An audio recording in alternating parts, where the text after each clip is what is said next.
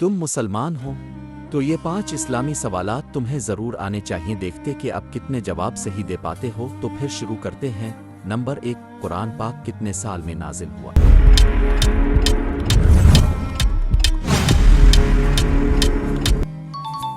23 سال۔ نمبر 2، حضرت علی کا مشہور لقب کیا ہے؟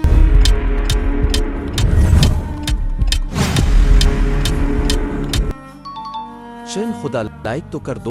نمبر 3، قرآن پاک میں سب سے چھوٹی سورت کون سی ہے؟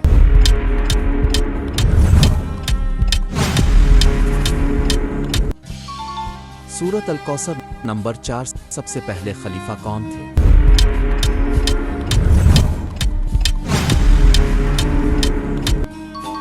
حضرت ابو بکر۔ نمبر 5، اسلام کے سب سے پہلے شہید کا نام کیا تھا؟